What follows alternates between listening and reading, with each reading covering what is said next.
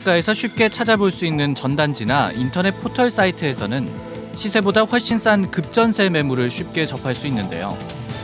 하지만 이런 매물들의 경우 대출금이 지나치게 많아 경매가 진행되면 전세 보증금을 떼일 우려가 높아 주의가 필요합니다.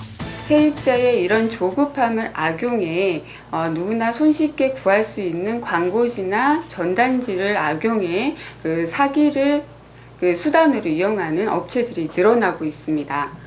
따라서 이런 광고지나 전단지가 문제의 발생 가능성 역시도 높다고 볼 수가 있겠습니다. 급전세 매물을 소개하는 중개업자들은 경매 직전에 놓인 주택들을 최우선 변제 금액으로 전세 계약을 하는 수법으로 수수료를 챙기는데요. 주택임대차 보호법에 따르면 임차인은 전세 보증금의 일정 금액을 다른 담보물권자보다 우선에 변제받을 수 있는 최우선 변제권으로 보호받을 수 있습니다. 집주인이 주택을 담보로 아무리 많은 대출을 했더라도 그 주택이 처분되면 세입자는 일정 금액을 최우선으로 가져갈 수 있는데요.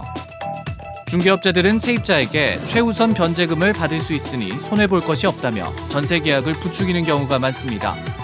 하지만 최우선 변제권이 항상 보장되는 것은 아닙니다. 각 지역별로 정해져 있는 소액 임차인 범위에 따라서 우선 변제권을 이제 다 적용을 받을 수가 있는데 이게 무조건적으로 되는 것은 아닙니다. 근저당권자에 의한 배당이의 소송이 있을 수도 있고 또 그 주택이라든지 상가 가액의 2분의 1까지의 그런 범위 안에서만 줄 수 있다라는 규정이 또 민사집행법에 들어 있거든요. 그래서 이런 부분들을 잘 찾아보셔서 좀 미리 대비를 좀 하시죠.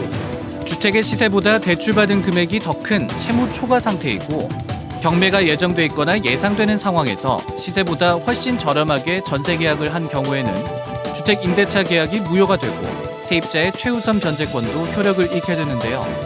간혹 소액 임차인을 구분할 때 전세 계약일을 근저당 설정일로 착각하는 세입자도 있지만 법의 보호 대상이 되는 기준은 전세 계약일이 아닌 해당 주택의 담보물건 설정일입니다. 담보물건 설정일 이후 전세 계약을 한다면 그만큼 전세 보증금을 떼일 가능성이 높아진다는 것을 기억해야 합니다.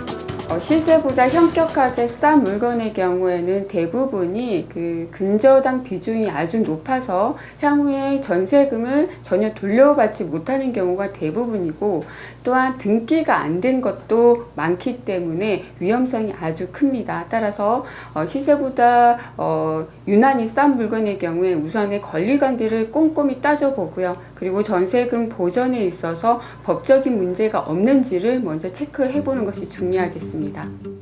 사회적 약자인 소액 임차인을 보호하기 위해 만든 법이 일부 중개업자들의 돈벌이 수단으로 악용되면서 문제가 발생하고 있는데요.